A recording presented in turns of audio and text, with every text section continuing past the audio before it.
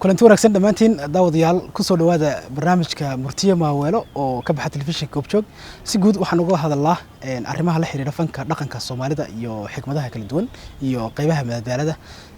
barnaamijka marba waxaan soo casuunaa qofkan isleenahay dadka ku xiran barnaamijka iyo si guud shacabka Soomaaliyeedba waxay ka dheefayaan taariikh xooggalnimo iyo madadaalo qaybaheeda kala duwan waxa markan nooc casuuman nin abwaana oo muddo ka maqnaa saaxadda hal abuurnimada iyo fanka iyo qaybiis kala duwan dadka qaarna ay muddo arkin laakiin ay wax soo saarkiisii hore iyo fanki iyo riwaayadihii uu sameeyay runtii dhagaha dadka ay ku sii jireen muddadaasi waa Yuusuf Maxamed Muumin oo loo yaqaano Yuusuf Yare waa nin abwaan ah suugaan kala duwan sameeyay Yuusuf ku soo dhaw Goobjoog iyo barnaamijka ugu horreyn dadka daawanaya barnaamijka haddii aan taariikhdiisa wax ka ogaano abwaan Yuusuf Yare waa nin ka tirsanaa bahdii hobolada iyo abwaanada qaranka Soomaaliya waa bari 1965 ayuu ku dhashay deegaanka Jamaame muddadaasi kadib waxbarashada heerarka kala duwan heer jaamacadeed ayuu gaaray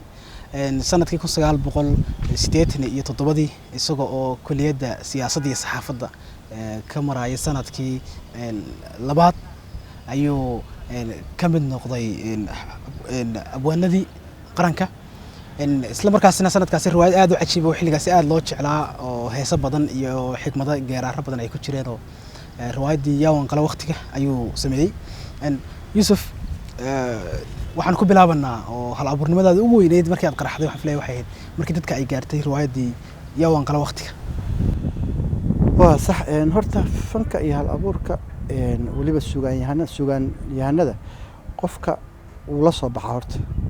isaga oo yar uu la soo baxaa waa hibo Ilaahay hanti kamid ah hantida Ilaahay uu bixiyo anigoo yar oo dugsiga hoose dhexe farjan Kismaayo dhigto ayaan horta curinta bilaabay laakiin talantigii maalinta ka dambeysay uu sii kobcay kadib dugsiga sare ganaan Kismaayo markii aan soo gaaray waxaan noqday markaa nin ishubo oo dhihi kara Allah waxbaad sameyn kartaa kadib shaqadeedii qaranka markii aan ku soo qaatay gobolka Galgaduud gaar ahaan degmada Caleer oo aan dib ugu soo noqday ardaydii jaamacaddii aan bilaabay waxaan markaa hanaqaad noqday marka awoodeydii inta badan markaan dugsiga hoose dhexe dhiganayna waxa eraya laga hayaa dugsiga sare dadka waxaan dhihi jiray aniga hal maalin aan galaya fanka iyo hal abuurka maalintaas waxaan noqon doonaa abwaan qaran riwaayad weyn aan sameyn doonaa waxaan riwaayadeeda xataa atirish ka dhigi doonaa hibaan dhihi jiray hiba maxamed aan dhihi jiray macnaa nin waxaan ahaa riya leh oo qorshe leh oo qorshihiisa uu meel ku geed kama go'aan u yahay Ilaahay amarkiis dadaalkeygii waan ku guuleystay wixii markaas aan rabayna qorshaha qofka bini aadamka hadii wax uu raadiyo xataa ganacsi haduu furayo haduu dukaan furayo haduu isku dayo marka hore intuusan talaabo qaadin haduu qorshe sameesto qorshihiisa siduu yahay u gaaraa marka waana ku guuleystay waagaas kulleeyda waxaan u maleynayaa intii Soomaaliyeed hadda waxa dambeeya maanta dadkii aniga aan hal abuuradii sumcadda iyo qiimaha ku lahaa dalka Soomaaliyeed oo aniga aan daba dhoonkoodii ahaa waxaan maleynayaa hadda wax ka noolaa iska yar aniga ugu dambeeyeen hadda Yuusuf Yare ma dhahayo aniga aba xiroola hadda wixii ka dambeeyay ma garatay laakiin Yuusuf riwaayadan Yaawan Qala Waqtiga hobolada Jubba iyo Hiba Nuura iyo Saada iyo Shamuuri ay ku jireen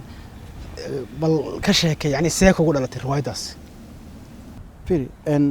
horta wax walba marka suugaanta la sameeyo horta dadku waxay u qaataan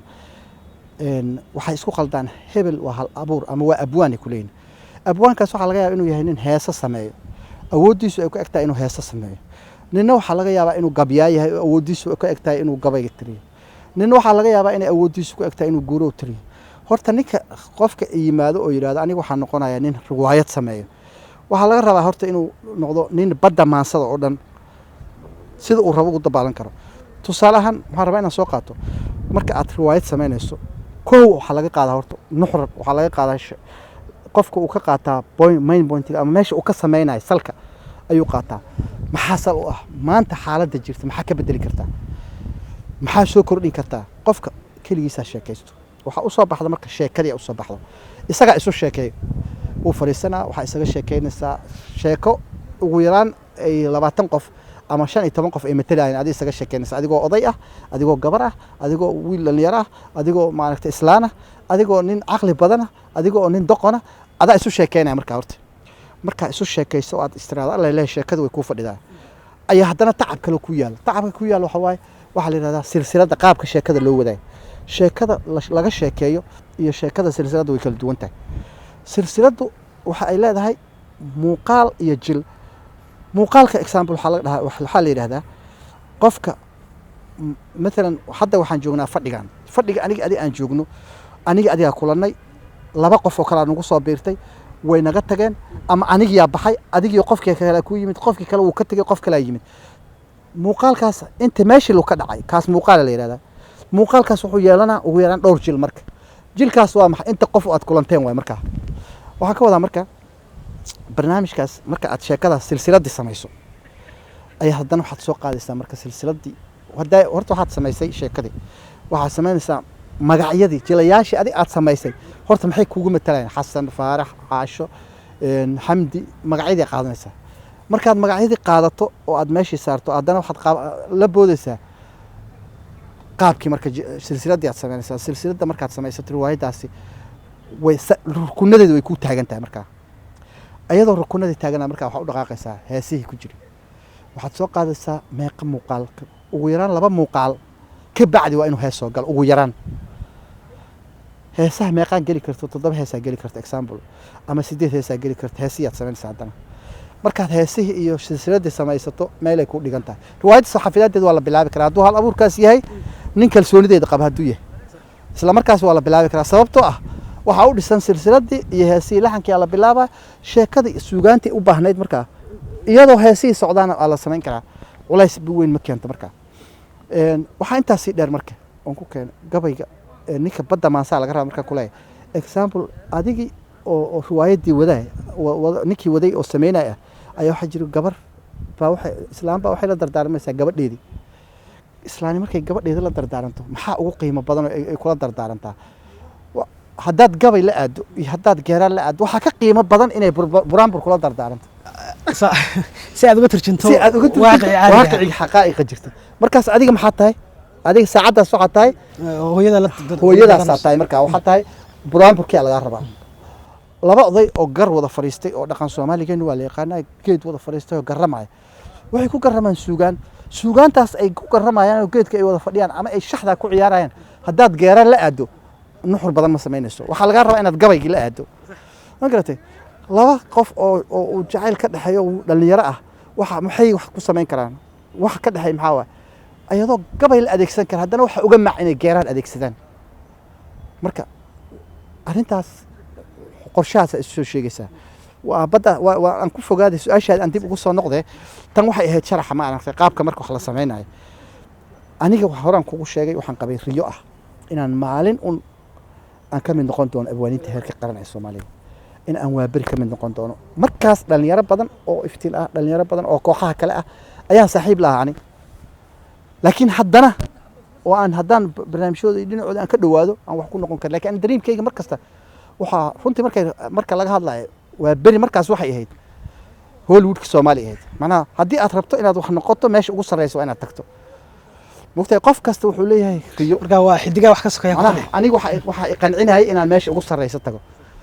alxamdulillah horta waagaas ilaahay riyadeedu waa ii hirgeliyay oo meeshii qorsheyga waan gaaray waana sameeyay riwaayad oo Soomaalidu taariikhdeeda iyo xusuusteeda gasho inkastoo aan sidii ragga qaarkiisa meesha joogo waxay sameynayeen iyo wax u dhigmay inkastoo aan sameyn karin haddana laakiin waxa isleeyahay 20 jir soo qooqay oo meelaha qaarkood yimid uma xumida isleeyahay marka waan sameeyay alxamdulillah riwaayadii waa la ila qaatay kulley marka aad riwaayad waa bari keenayso oo meesha ugu sarreysay oo aad rabto in lagu xafido adigoo dhalinyaro ah oo aan talentiga aad lahayn meeshii aan sii joogin kulley nin kasta uu garan karaayo dariiqa uu maray qofkaas ilaan ma ahayn hadda fanka foodada oo nin kasta meeshuu rabo inta iska bilowday waxaad wax nidaam loo qorshay wax nidaam loo qorsho lahaa qorshahaas ninka maraayo dee wuu garan karaa meesha uu ka maraayo laakiin Soomaalidu waxay tiraahdaa umulisay akhyaarba sidii wax og yihiin waxuma sheegaane dariiqaas waan soo maray wuxuu ahaaba waa ku guuleystay laakiin oo waxaan ku gaaray riyadeydii markaas waxaan ka mid tahay riwaayadeydu waxay ka mid noqotay riwaayadihii ugu badnaa 7 habeen laga dhigay tiyaatarka waqti intee ku qaaday nin waxaan jeclaan lahaa su'aalahaas qaarkood in ay ka jawaabaan dadkii markaas ila dhigayay sababtoo ah Muhammad Carabi waxay leedahay man madaxa nafsuhu falaysa bi'aqil ninkii naftiisa baan shaaqil ma waa tii Soomaalidu dhahaysay nin isfaashwaris marka haddaad wax tiraahdo waxa kaaga qurux badan afkaaga waxa ka sheegay teeda kale aniga waxaan ku soo koray bay'ad ma aragtay la yiraahdo warmaan dhow ha is sheegin hal uu sheegay ya marka wax ka dhigantay waqtigeeda yar waqtigeeda way koobnay tusaale ahaan ardayna waad ahayd de arday oo weliba heer jaamacadeed oo weliba kuliyad laba dhinac oo saaran oo saxaafad iyo siyaasad waad ahayd marka waqti badan ma jirin ma bil bay kugu qaadatay yani waqti intee noqonay riwaayad Omar horta aadan kugu mahadcelinaa sida oo waraysigaaga oo aad rabta xaqiiqada rasmiga ah oo hesho aniga dadkii ogaa way ogaayeen waxaan keenay riwaayad la yiraahdo guri dumay iyo godob caashaq tiyaatarka barnaamijkayga riwaayadayda iyada oo gabagaba ah ayaa horta laga kansalay kansalkii markii la kansal in aan xarigan iga kala furmin kooxdayda iga kala tagin darteedna waxaan ku daba qabtay riwaayadan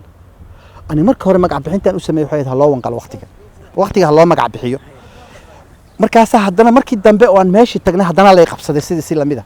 ilaan warta fankan jansuur u lahaa waa la iskontroolay qofka waxa uu sameeyay waxa uu soo kordhinay wuxuu sheegay inta waa la weydiinay ma jirin jaantaar rogan ma jirin mugtahay markii la igu qabsaday aan qanciyay barnaamijkoodii ayaa waxa ii soo baxday la ii ogolaaday leer magacan ma qaadanayno markaasaan magacii aan rogay marka waxaan ka dhigay yaa wanqal waqtiga su'aal baan ka dhigay marka dareemaana yaa wanqal waqtiga iyo loo wanqal waqtigana waxaa ka mid ah ummadda Soomaaliyeed markaas qof kasta wuxuu ku leeyahay aniga waxaan ahaan lahaa waqtiga ahay eedaha waqtiga waxaan isla aniga marka yaa waqtiga la eedinay qofku isaga hayseeda iyo bulshada iyo sida uu nool yahay marka labada miisaanna waxa cuslaatay tan calaamad su'aal shu galaysa calaamad su'aalka iyagu marka hore waxa fududeed inay ii daayaan tii hore loo wanqal waqtigeed proposal ay mugtahay soo jeedinay diideen marka su'aal ay la timid riwaayadan hore laga kansalay ama laga joojiyay yaa ku jiray hawlada wallahi horta riwaayadii dadkii kala ma dheereen oo marka hore hibo iyo maxamed axmed kulli iyo Allah u naxariistay iyo raga ila joogay laakiin maxamed markuu ka tagayna isla gudihii markii la farfareeyay oo aan sameeyay oo aan riwaayadan ka dhigayna isla markiiba haddana Japan yimid oo maxamed axmed safar u galay saada Allah u naxariistay ila dhigaysay shamuuri ila dhigay oo dadkii macna waxa isir dadku u yeesan kaaka haddii dadku marka la fakadaan sida marka la isu hela adag mugta hatta in la soo kansalay waxyaalihii qaarkood dadka qaarkood ma ogaaninba oo riwaayada ka mid ahaa wixii inay socdaan u maleynay laakiin dadka qaarkiis anigu labadii qof oo aad ugu kalsoona ilaahay ha u naxariisto naxariistii jannaasiyo saada cali warsame iyo walaashay hibo labadoodu way ila ogaayeen meesha xaalad marayso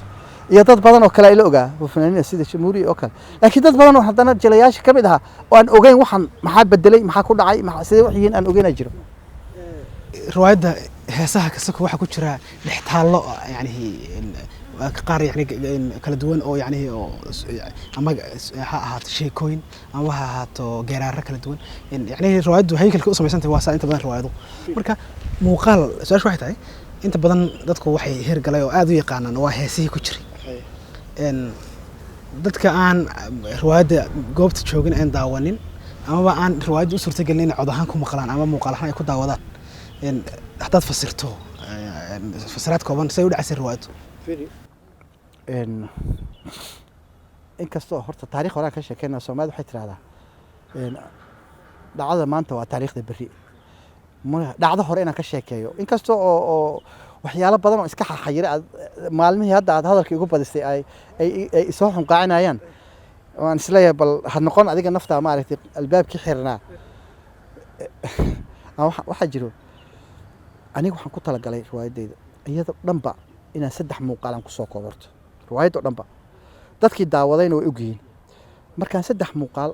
ama hal muuqaal aan ku soo koobo oo 3 jil leh macnaha aan ku soo koobo riwaayada dhan haddii dadku ay markaas fahmi kareen waxaan isri inta wax garashadoodu ay gaarsiisan tahay meelaha qaarkood haddii ay intaan daawadaan way ku filan tahan lahaa riwaayaddaada